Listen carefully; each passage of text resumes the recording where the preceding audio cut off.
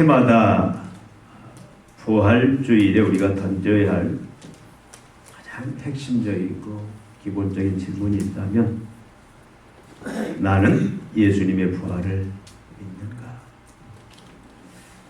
이 질문을 우리가 던지고 또 솔직한 진솔한 대답을 우리가 해야 된다고 생각합니다. 예수님은 실제로 부활하셨는가? 나는 예수님의 부활을 믿는가? 여러분, 이 부활은 죽음을 전제로 하죠.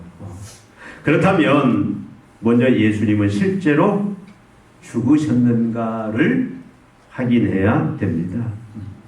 우리가 잘 아는 것처럼 예수님은 고난주간 마지막 금요일 오전 9시에 십자가에 손발에 못이 박혀 머리에 가시면류관을 쓰시고 이제 매달리십니다. 그리고 오후 3시에 6시간 매달린 끝에 오후 3시에 운명을 하십니다. 보통 십자가의 이 처형은 십자가에 매달리면 길게는 보통 일주일을 고통 속에서 지나다가 죽는다고 그래요. 빨리 죽는 사람이 이틀, 3일.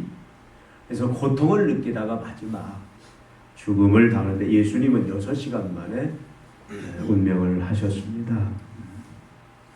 실제 죽었는지 그날은 이제 안식일 예비이기 때문에 금요일 밤 해 질 때부터 석양 저녁부터 다음 날 해질 때까지가 안식이기 때문에 율법에 의하면 시체를 나무에 달아둘 수가 없어요.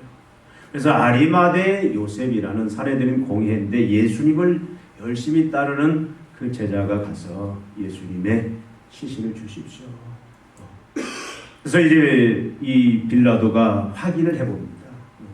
노련한 이 검시관인 백부장이 실제 죽었는지 확인을 해보라고 백부장이 확인을 해보고 실제 죽은 걸 확인하고 그 뭡니까 뼈를 아니하고 창으로 옆구리를 찔러봐요. 근데 옆구리에서 뭐가 나옵니까? 물과 피가 나와요. 물과 피가 나온다는 얘기는 뭐냐면 의학적으로 완전 이 내장이 다 녹아버렸다는 얘기예요. 심장이 터져버렸다는 얘기입니다. 그걸 보면 예수님이 얼마나 많은 고통 속에서 죽었는지 우리는 알 수 있는 대목입니다. 그래서 완전히 죽은 걸 확인해요. 그래서 이제 아리마대 요셉이 자기 개인 무덤으로 쓰려고 했던 그 무덤에 예수님을 이제 안치를 합니다. 설사 예수님이 그 비평가들이 주장하는 것처럼 예수님이 완전히 죽지 아니했다. 예수님이 기절이나 아니면 가사 상태에 있었을 것이다라고 설사 그들의 말을 우리가 귀 기울여 듣는다고 해도 사실은 예수님은 그렇다 할지라도 살아날 수가 없습니다. 여러분 예수님을 어떻게 장사지했는지 여러분 잘 아시죠? 그 장사법이 뭐냐면 다리부터 목까지 세마포로 똘똘똘 붕대 감듯이 감습니다. 그리고 향료 약 50근이 넘는 그 향료인데 향료는 굉장히 독해요. 이 향료를 바르면서 다리부터 목까지 완전 싸요. 그리고 또 목부터 머리 끝까지 또 싸요. 그러니까 설사 기절했거나 가사 상태에 있다 할지라도 이 질식에서 죽을 수밖에 없다. 우리는 그렇게 생각을 합니다.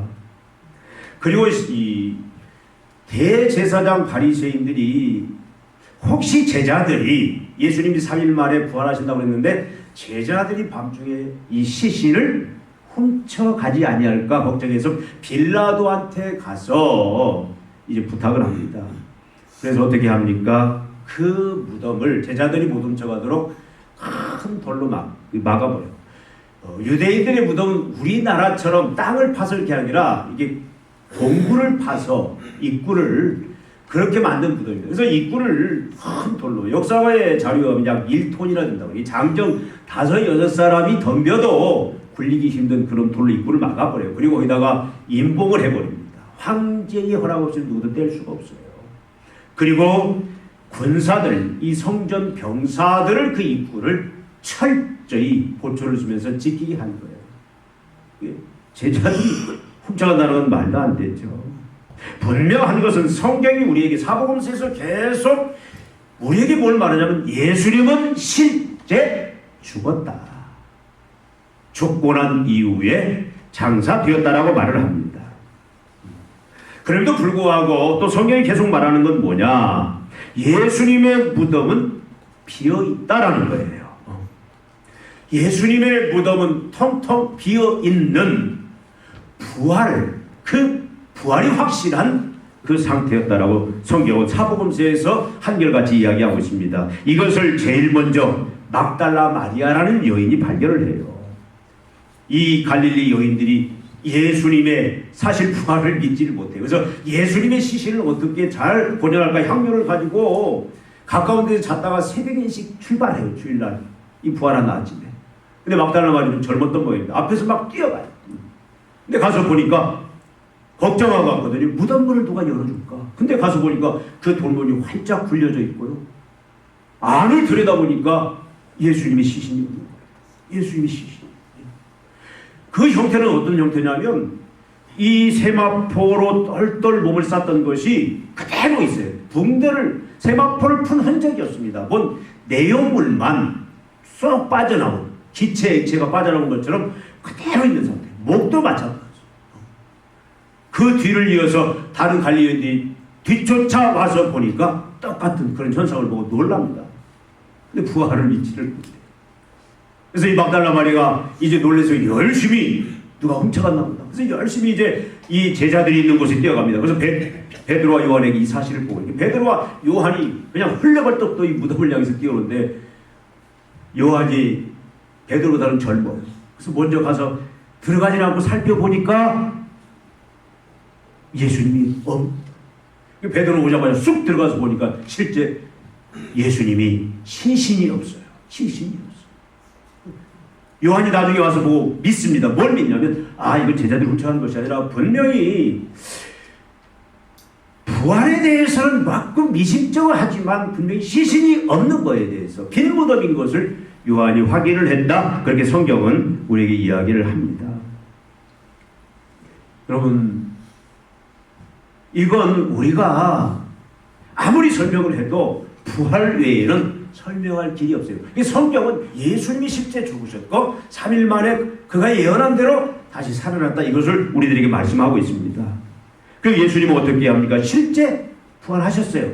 그래서 약 40일 동안에 제자들에게 11번, 또 특별한 사람들에게 합쳐서 11번 정도 나타납니다. 이 부활하신 그날만 5번을 나타나요. 막달라 마리아가 다시 돌아오는 길에 만나고 여인들을 만나주고 베드로를 만나고 그리고 엠마오 도상의 두 제자를 만나고 그리고 그날 밤에 도마가 없는 10제자가 있는 제자들이 모인 그 현장에 예수님이 오셔서 실제 자신의 그 부활한 몸을 보여주세요.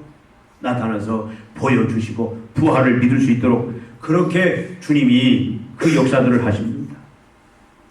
그리고 일주일 후에 일주일은 어디 계시는지 모르겠어요. 이 일주일 후에 다시 제자들이 있는 이곳에 나타나는데 이때는 누구도 도마도 있어요. 도마도. 그래서 한번 만져봐라. 도마가 뭐라고 했냐면 나는 만져보지 않고는 믿을 수 없다. 예수님은 직접 만져봐라. 그 만져보고 주는 그리스도시고 내가 믿나이다 고백을 합니다. 그러면서 뭐라고 합니까? 예수님이 보지 않고 믿는 자가 복되도다. 그 말씀을 하세요. 이게 6번째.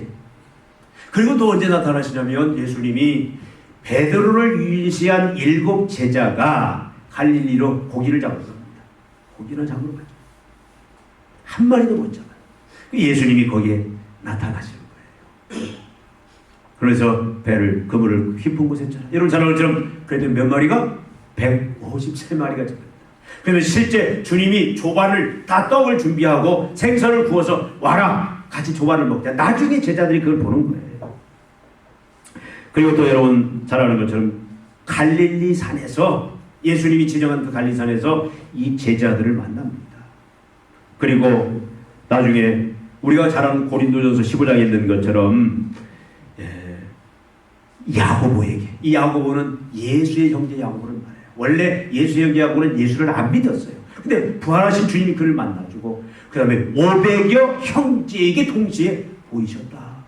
그리고 마지막 우리 잘 아는 사도행전 1장 8절 마지막 그 감람원이라는 곳에서 예수님이 제자들과 많은 특별한 제자들을 만나시고 명령을 하시고 그리고 어떻게 하셨어요? 승천하셨어요.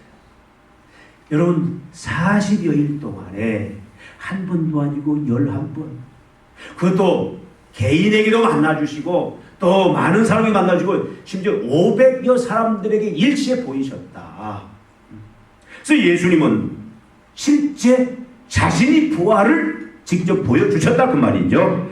바울은 이 예수님이 부활하신 지 약 24년이 지난 그가 이제 3차 전도 여행 때 에베소에서 고린도 전서를 기록하는데 그때 뭐라고 하냐, 이름সম에 500여 형제에게 보이셨는데 태반이나 거의 지금도 살아 있다.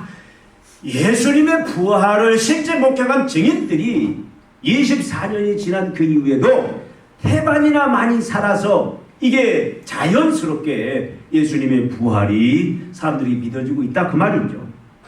여러분, 예수님은 실제로 예언대로 죽음에서 살아나셨습니다. 사람들은 그런데 믿지 못하죠. 왜 믿지 못합니까? 성경학자들도 예수님의 부활은 뭐 쇼다, 이건 거짓이다라고 주장하는 사람이 있는데 그 근거가 뭐냐면 성경을 난도질하는데 이 사람들이 이게 성경이 부활이 사실이냐 아니냐를 뭘로 이 사람들은 검증을 했냐면 실증주의로 검증을 해놓은 거예요. 자, 과거의 사건이 실제로 일어난 사건이냐 아니냐, 우리 과거에 살지 않았기 때문에 모르죠. 근데 뭘로 이것을 밝혀냈냐면 오늘날 똑같은 사건이 일어나느냐, 오늘 똑같은 사건이 일어나는 과거에도 있었다 그렇게 믿는다라는 거예요. 그럼 오늘날 여러분 죽은 자가 살아납니까? 뭐 가끔 뉴스에 보면 뭐 다시 살았다가 죽고 이런 경우는 있지만 예수님처럼 이렇게 완전히 죽었다가 이렇게 살아난, 새롭게 변화된 그 모습으로 살아난 그런 경우는 없어요. 그러니까 사람들이 뭐라 하면 예수의 부활은 가짜다. 여러분, 우리가 잘 아는 이어령 박사, 나중에는 그거 얼마나 예수님 잘 믿고 예수님 열심히 전도하가 증거하다가 천국 가셨습니까? 근데 그분이 대석학이잖아요. 근데 그분이 젊었을 때 뭐라고 그랬냐, 예수님의 부활은 쇼다 그랬어요. 쇼다. 거짓말이다 그랬던 사람. 우리가 우리의 사고로, 과학적인 사고로, 합리적인 사고로 절대 믿을 수가 없어요. 근데 여러분, 이 부활을 성경은 뭐라고 얘기하냐면, 우리가 여러분 로마서 4장 25절에 보면 우리 한글 성경이 잘못됐어요. 예수가 살아나셨느니라 그렇게 표현하고 있는데 원래 원어를 보면은 일으킴을 받았다 그렇게 해석을 해야 돼요. 일으킴을. 그게 누가 일으켰다? 하나님이 일으켰다. 부활은요, 누구의 행위냐면 하나님의 행위예요. 성경은 다 부활에 대해서 뭐라고 하냐면, 우리 성경은 번역이 잘못돼가지고 예수가 일어났다, 예수가 부활했다 이렇게 표현하고 있는데 원어는 뭐라고 하냐면 하나님이 일으켰다. 수동형이 하나님이 일으켰다. 어디에서? 죽음에서 하나님이. 여러분, 하나님이 일으켰다, 이건 우리가 얼마든지 믿을 수 있는 거거든요. 사람이 하면 안 돼요. 할 수 없어요. 근데 여러분, 하나님 어떤 하나님이에요? 창조주 하나님 아십니까? 무에서 유를 창조하신 하나님. 그 하나님께서는 얼마든지 죽은 자 살려낼 수 있는 분이에요. 그래서 성경은 하나님이 일으키셨다, 하나님이 살리셨다, 다 예수님의 부활에 대해서 이렇게 확고하게 이야기를 합니다. 그러면 여러분, 왜 사복음서에 보면은 결국 핵심이 뭐냐면 예수님의 죽으심과 부활이에요. 부활을 굉장히 막 강조합니다. 사복음서에 예수님의 죽으심도 강조하지만 부활에 대해서 많은 이 성경을 할애하면서 그 부분을 계속 강조하고 있습니다. 왜 그럴까? 예수님의 부활이 사실이라는 사실을 계속 강조하는 이유는 뭔가? 목적이 무엇인가? 우리는 오늘 부활절 그 부분을 좀 깊이 알기를 원합니다. 여러분, 그렇게 예수님이 자꾸 부활을 강조하는 이유, 부활이 사실이다. 부활이 사실이다. 그걸 강조하는 것은 뭐냐면 부활을 믿게 하시기 위함이에요. 여러분, 부활이라는 것은 그냥 일어나는 게 아니에요. 이미 구약에서 예언되었습니다. 수없이. 인자가, 하나님의 아들이, 인자, 사람의 아들인데 특별한 하나님의 아들이, 메시아가 오셔서 대속의 죽음, 언약의 죽음을 당하고 그리고 3일 만에 일어날 것이다. 그리고 예수님 자신도 계속 자신의 고난과 죽음과 부활을 이야기했습니다. 초창기에는 얘기하잖아요. 근데 공생에 이제 4년 봄에 돌아가시는데 공생의 3년 말부터 한 6개월 전부터 가이사라 빌립보에서 제자들에게 사람들이 나를 누구라고 할 때 그 질문했을 때 베드로는 주는 그리스도의 살아계신 하나님의 아들입니다. 잘했다.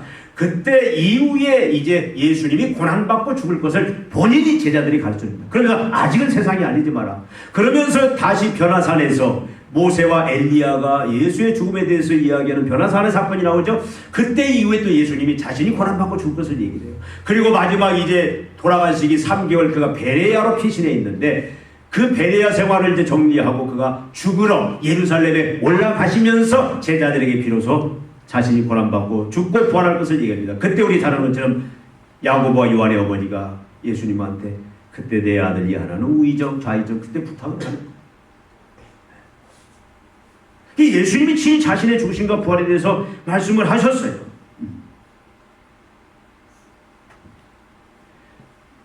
제자들을 3년 반 동안 먹고 마시고 같이 지내면서 주님이 누군지 메시아임을 그리스도임을 구약에 그 예언된 죄로부터 우리를 구원할 그 십자가의 죽으심으로 구원할 메시아인 것을 계속 보여주고 가르치고 말씀으로 가르치고 기적으로 보여주고 했는데 그리고 자신이 직접 말씀을 했는데도 불구하고 제자들은 어떻게 했어요?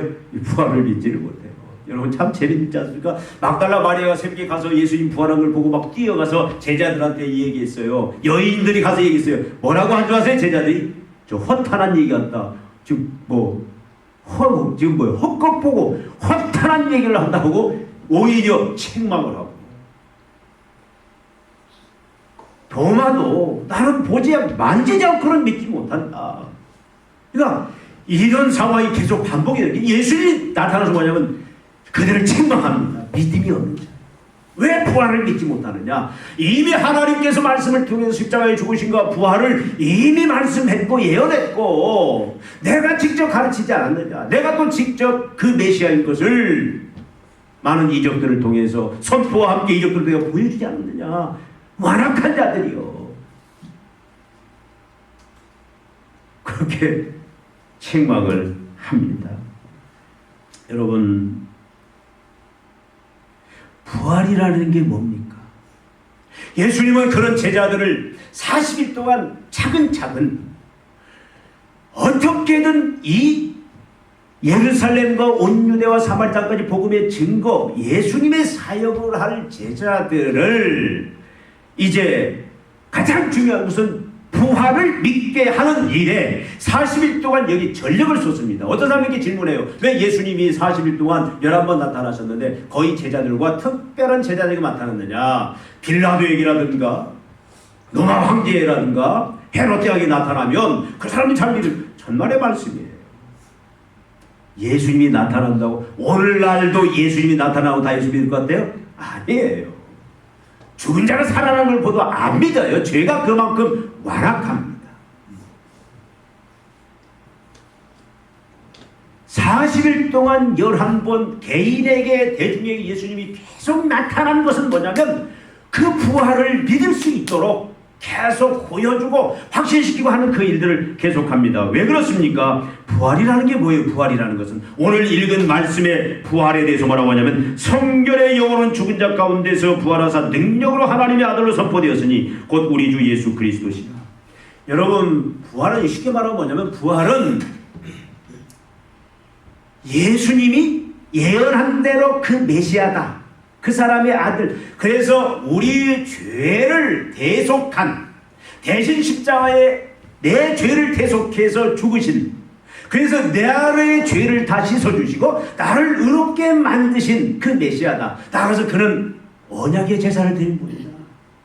그분이 이제는 하나님과 우리의 관계를 바로 맺고 예수님이 말씀한 것처럼 우리를 이제 자녀 삼고 우리를 하나님 백성 삼아서 하나님이 이제 영원히 아버지로 하면서 그 아버지로서 공급해 주신 그 부요함들, 그 하나님의 풍성함들을 마음껏 누리면서 이제는 신적 풍성, 그 하나님 나라의 그 삶, 영생을 누리며 살게 해주겠다고 했는데, 그것 때문에 그가 십자가에 죽으셨는데 부활은 뭐냐면 하나님이 그것이 옳다, 바로 그 메시아다, 예수님이 그 일을 하셨다, 예수님이 그동안 했던 말들, 예수님이 그동안 했던 그 모든 행동들, 죽음, 그건 맞다, 그가 메시아다, 그리스도다. 그러니까 그 일은 어떤 분이다, 부활을 통해서 지금 여기 선포했다는 얘기는 온 세상에 다 선포하고 드러냈다는 얘기예요. 맞다, 예수가 그리스도와 메시아다, 우리의 죄를 위하여 죽어서 우리를 죄로부터 깨끗게 하고 우리를 의롭게 만든 그 메시아다.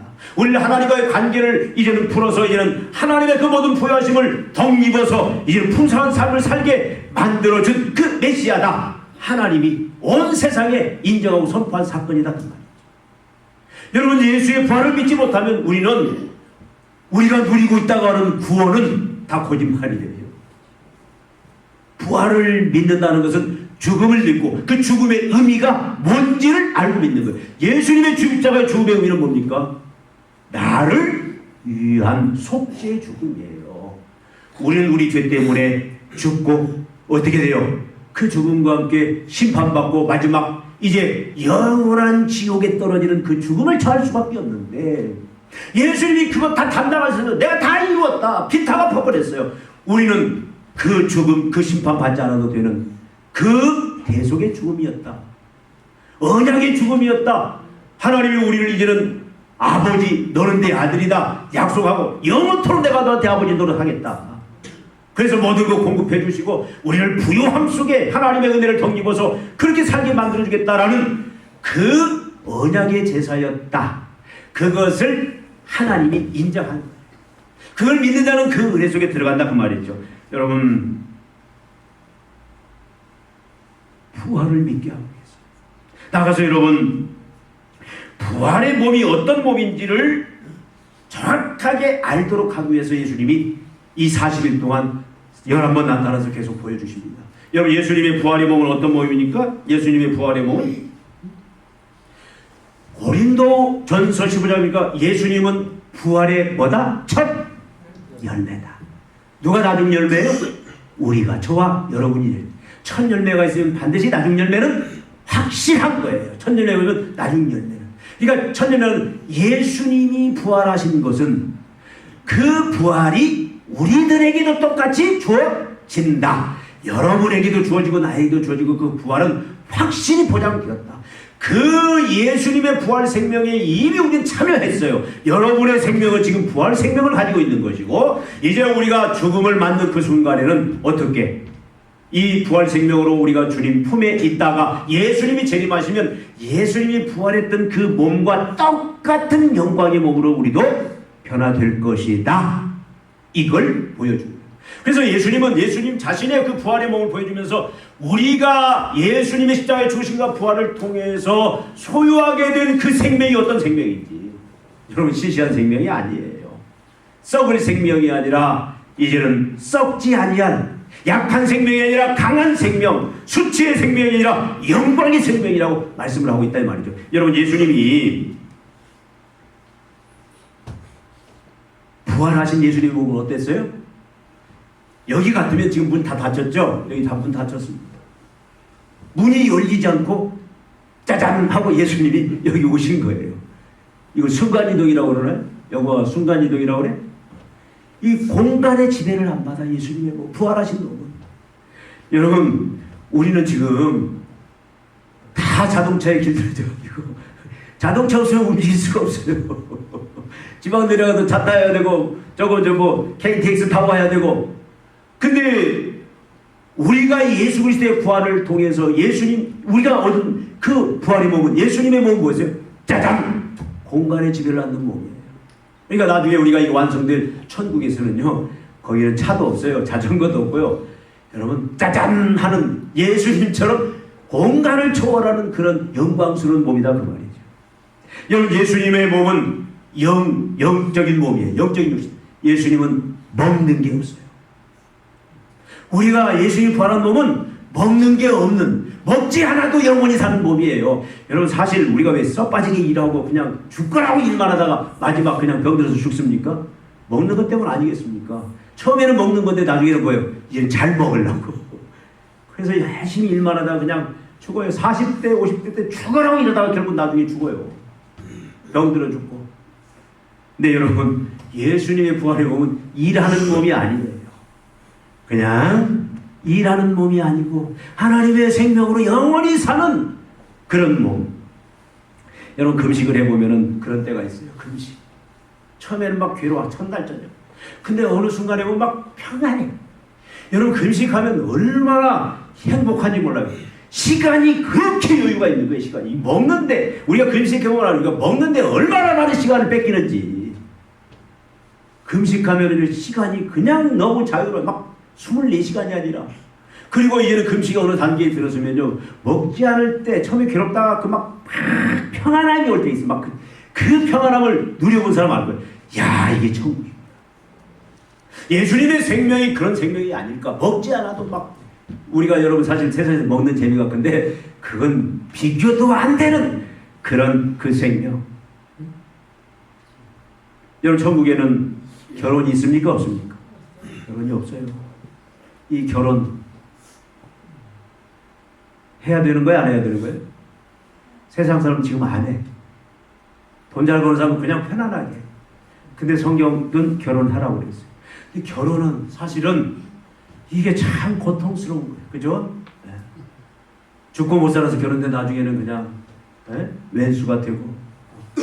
여러분, 육아의 그 고통이 얼마나 대단합니까? 지금 복지들이 잘 되어 있지만 계속 부부간의 갈등들. 천국은요, 그런 갈등 없다 이 말이죠. 예수님, 신랑 되신 예수님과 그냥 마음껏. 어떤 사람은 그래요. 천국 가면 참 심심할 것 같다, 할 일도 없고. 근데 여러분, 예수님의 그 몸의 형태를 보면 천국이 어떨 것인지 우리는 추론을 조금씩 해볼 수가 있어요.